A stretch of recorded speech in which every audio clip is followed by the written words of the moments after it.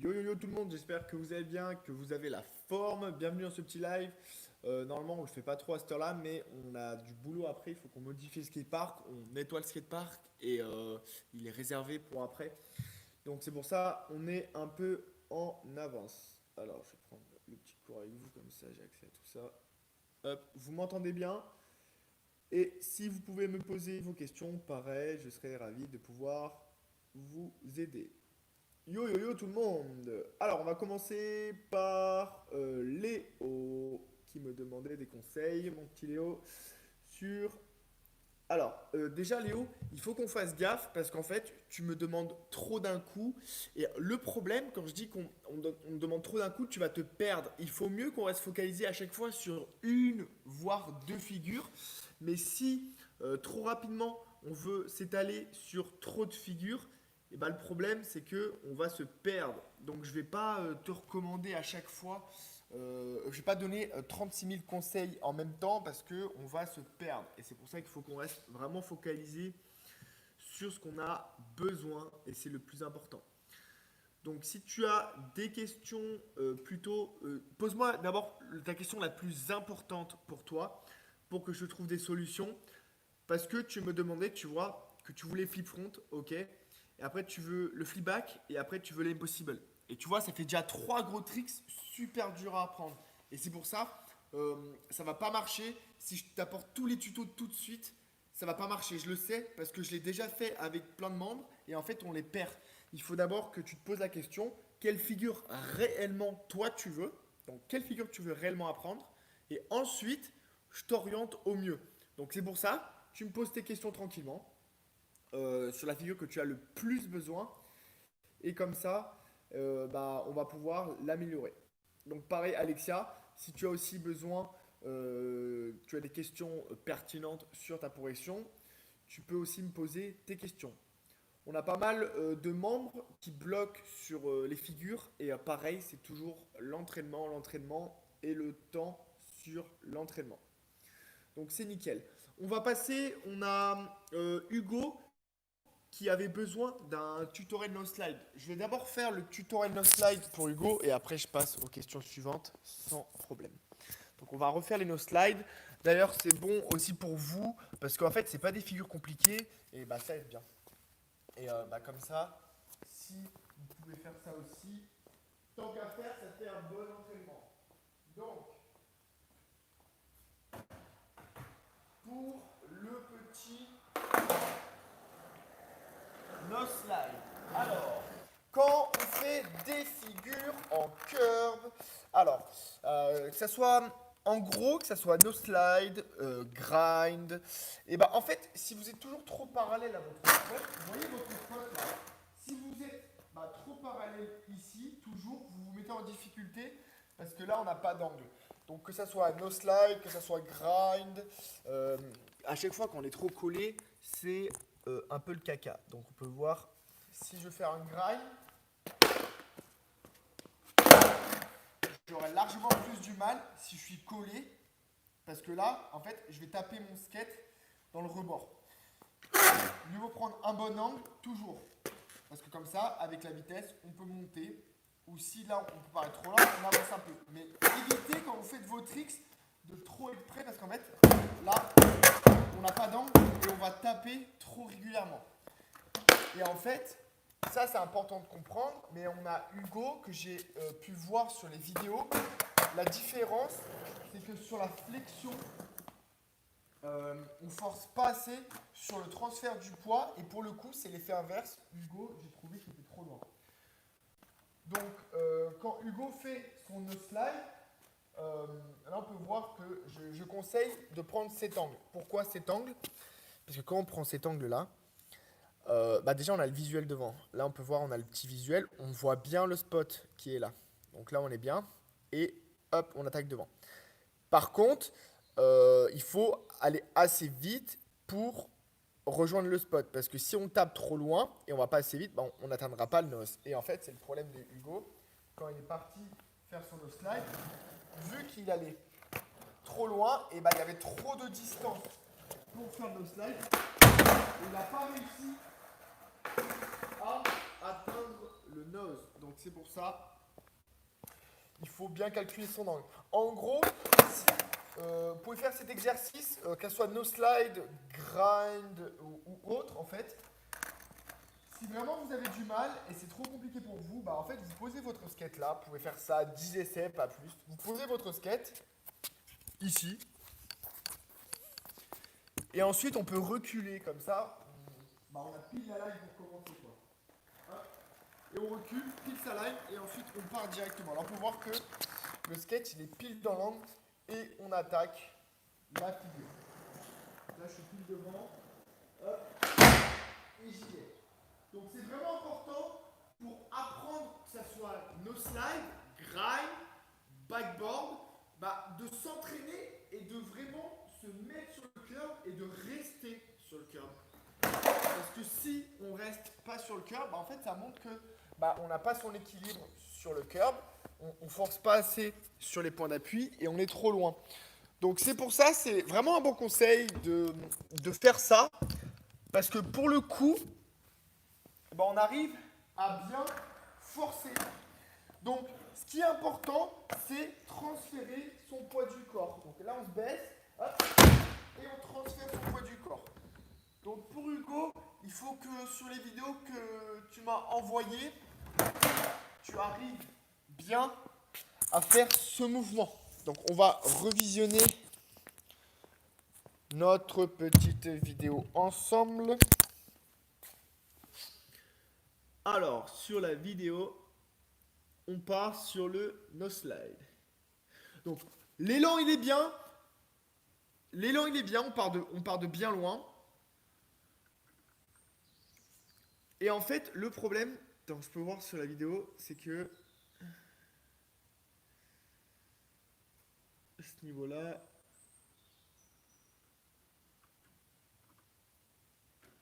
ah ok.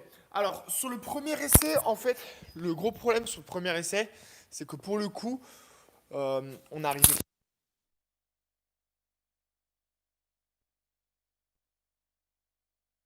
pas à transférer son poids du corps. Et c'est ce qui a fait qu'on n'a pas, bah, vu qu'on ne transfère pas le poids du corps, on ne peut pas se bloquer. Donc, le meilleur exercice, c'est pas d'aller aussi vite parce que pour le coup, sur les vidéos que tu m'as envoyées, Hugo, tu vas trop vite pour le niveau que tu as pour nos slides. Il faut que tu commences plus doucement et ensuite, quand tu le valides, eh ben, tu pourras aller plus vite. Mais il faut que tu continues en allant plus doucement pour apprendre à bien juste transférer ton poids du corps. Juste ça. Il faut qu'on reste concentré que sur ça parce que si tu n'es pas capable encore de transférer ton poids du corps, et ben en fait, tu seras trop loin à chaque fois. Donc pas besoin d'aller aussi. Je préfère que vous commencez un petit peu plus doucement, qu'on valide le poids du corps et ensuite on va plus. Donc en ce qui est sur le placement des pieds. Alors, quand on a les pieds comme ceci pour un no slide, on n'aura pas un très gros ollie, mais par contre, ce qui est plus facile, c'est que le pied avant, il peut facilement se mettre ici, dans le creux. Donc on met le pied dans le creux, c'est largement plus facile que si on met le pied ici. Donc si on met le pied ici, on peut voir, là on a un très gros ollie. Par contre, le problème, c'est qu'il y a beaucoup de distance avant de mettre son pied sur le nose. Donc c'est pour ça, il faut vraiment essayer de calculer et essayer de trouver son point d'appui. Donc en gros, pour Hugo, ce que je vais juste te conseiller, ça va être d'aller juste moins vite. Donc, je vais t'en montrer une dernière fois. Alors, toi, sur les vidéos que tu m'envoies, vu que tu vas trop vite, tu es déséquilibré et tu n'arrives pas à transférer ton poids du corps. Alors, toi, sur les vidéos, tu arrives comme ça. Allez, là, on arrive un peu vite. Voilà. Donc, en gros, ça donne ça parce que tu vas trop vite et tu n'es pas assez concentré sur ton local. Donc, ce que tu peux faire, ce qui va t'aider, même aujourd'hui dans ta session, voilà, tu prends ton bon angle, hop.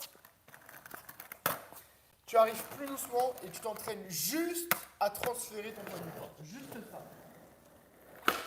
Voilà, juste ça. doucement, tu t'entraînes juste à te caler. Juste ça, en transférant bien ton poids du corps, les jambes plus écartées.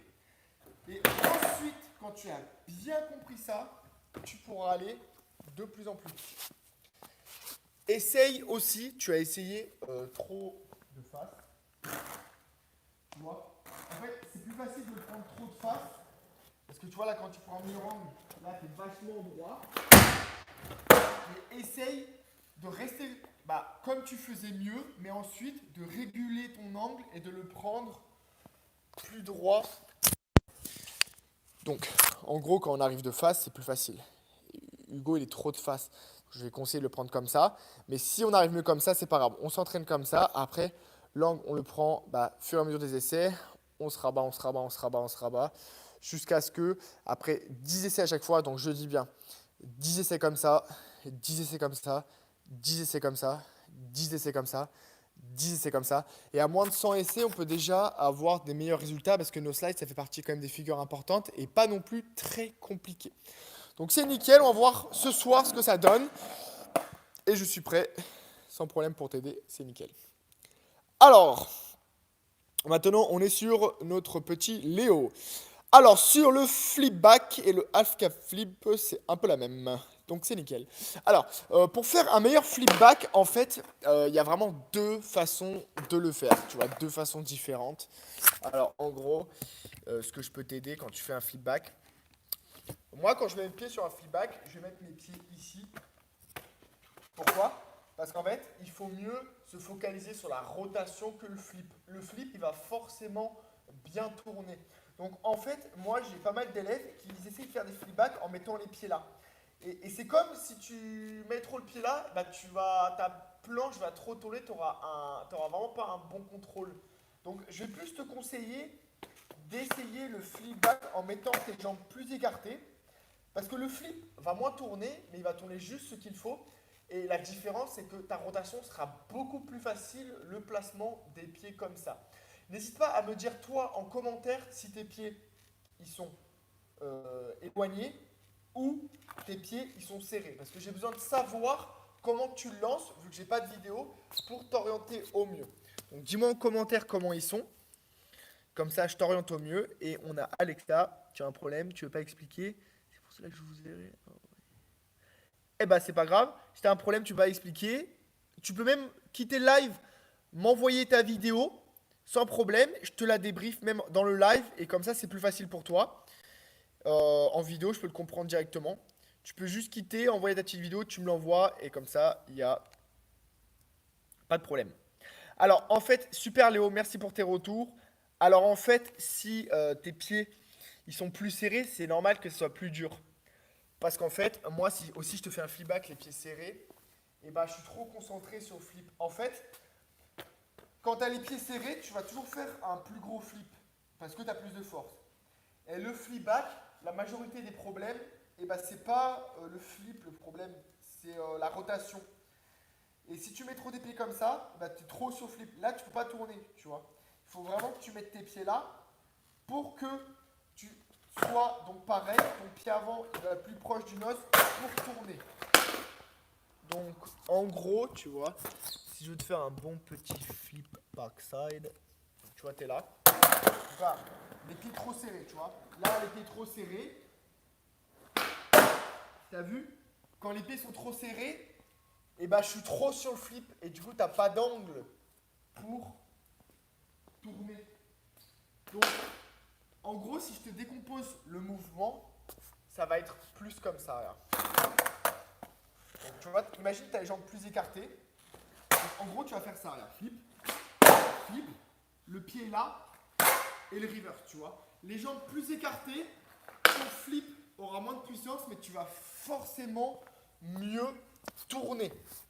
Donc, tu vois, je vais te refaire le mouvement pour que tu essayes de mieux comprendre. Les jambes plus écartées en deux temps. Jambes écartées, flip, back, tu vois. En fait, le fait que tes jambes, le fait que ton pied avant soit là, il est directement là pour le reverse. Parce que quand il est là, tu vas pas pouvoir aller chercher le reverse. Là, c'est trop bas pour aller chercher le reverse, tu as trop de distance, ton pied il est trop loin. Donc en gros, si tu mets les jambes trop serrées. En gros, regarde, hop. T'as vu, je pars en double limite. J'arrive même pas à me concentrer parce qu'il y a trop de force. En fait, ce qu'il faut que tu fasses, c'est que tu essayes ma méthode, 50 essais. Tu réessayes ta méthode, 50 essais. Et ensuite, quand tu as essayé tout ça, et bah, tu me tiens au courant. Et tu me dis ce que ça donne, tu vois. Donc voilà. Je vais te remontrer là. Regarde. Donc voilà. En gros, tu mets tes pieds là, tu vois. Et bah, tu auras plus de facilité pour le reverse parce que ton pied avant, il est plus ici pour le reverse. Vu que tu as du mal, tu m'as dit sur le reverse, on va le bosser. Regarde, si je te donne. Regarde. Si je te donne le rail, donc regarde. Tu vois là, tu as le rail. On va dire que le rail, c'est une ligne droite. D'accord? Donc, vu que toi, tu as du mal sur le reverse, déjà, tu ne vas pas être trop droit. Tu vas un peu te conditionner plus de côté, comme s'il y avait une pyramide, mais il n'y a pas de pyramide, c'est juste pour que tu aies un meilleur angle, tu vois. Donc, en gros, là, si je suis là, tu es d'accord, face à la ligne qui est là, là, je suis loin, d'accord? Là, je suis loin pour un feedback. Alors que si tu as déjà un meilleur angle, là, c'est plus facile, tu vois. Là, tu es direct dans l'angle et tu peux faire la rotation, tu vois. Là, je force pas, c'est juste pour te montrer un angle. Donc, en gros, si tu écartes plus les jambes et tu prends plus sur le côté, et bah, tu vas mieux réussir. Regarde, c'est à ce niveau-là, hop, le côté, hop, et tu tournes. Donc, tu vois, je force pas du tout, je vais à 2 à l'heure, c'est juste pour te montrer, sans forcer, ce que ça donne. Tu peux voir aussi une différence. Tu pourras faire replay sur le live. T'as vu mon corps comment il se barre? Regarde, hop. Tu vois quand je fais feedback, mon corps, tu vois, je suis pas comme ça. Je suis pas juste droit. Quand je pars, t'as vu, je prends l'élan et là je pars. Tu vois, mais mon corps il est déjà parti. Tu vois, il y a déjà 30 degrés d'écart sur le corps. Donc je pars, hop, 30 degrés et là j'ai pop. Donc il y a beaucoup d'éléments à prendre en jeu, tu vois. Il y a donc ton angle, tu vois, regarde, sois pas trop droit, pars plus sur le côté, tu as un meilleur angle. Tu vas écarter plus les jambes et ton corps, il faut vraiment qu'il parte plus. Le fait qu'il parte plus, tu auras un meilleur angle, plus accessible. Donc voilà. Quand tu es là, donc ce que je peux te conseiller, essaye en gros un 4e exercice d'essayer de faire un backside de ce style. Genre, essaie de faire ça, ça va t'aider pour le contrôler. Un backside comme ça. Tu vas rouler un petit peu. Hop. Voilà. Tu vois, si tu fais ça, eh ben, ça va énormément t'aider sur le nose pour ton reverse. Donc aujourd'hui, tu vas pouvoir faire cet exercice. Tu pars sur le côté, les jambes écartées. Voilà. Un Ollie nose reverse. Et comme ça, avec un petit Ollie nose reverse, tu vois, bah tu as vraiment de quoi faire ton reverse mieux. Donc, tu pourras faire cet exercice aussi, me tenir au courant. Tu vois, le fait que ton pied soit là, il n'y a pas beaucoup de distance pour le reverse et tu peux facilement jouer sur le reverse. Donc, tu me tiens au courant dès la fin de ta session sans problème sur le chat. Je serais ravi de pouvoir voir ce que ça donne. Alors, on a Alexia. Là, je suis en train de voir avec Alexia. Peut-être qu'elle doit être en train de m'envoyer la vidéo. Là, je n'ai pas de vidéo. Donc, c'est nickel. Après, Léo, j'ai tout ce qu'il faut en plus pour t'accompagner sur le flipback. Donc, ce qu'on va faire, c'est que je ne vais pas te donner trop d'informations parce que je vais te noyer dans les conseils. Et après, bah, c'est ça le problème, c'est que quand on fait trop d'un coup, on se perd. On va quitter ce live, tu vas aller skater juste après. Nous aussi, on va aller skater. Enfin, on va d'abord faire du ménage. Ensuite, on va aller skater et faire des grosses vidéos. Donc, pendant que tu skates, tu penses à ce que je t'ai dit. Ensuite, ce soir, quand tu as fini ta session, tu me tiens au courant de ce que ça donnait. Et en fonction de ce que ça donnait, je t'oriente sur autre chose. Mais j'ai besoin d'avoir ton retour sur ça. Donc je vais te laisser, tu me tiens au courant ce soir en DM. Alexia, pareil, tu vas m'aider, tu vas m'envoyer ton petit DM pour que je t'aide parce que tu m'as dit que c'était un peu compliqué. Et pour les autres membres, je reste aussi en DM sans problème pour qu'on améliore nos figures. Donc on fait comme ça, on se tient au courant. Je vous dis à tout à l'heure en DM et skatez à fond.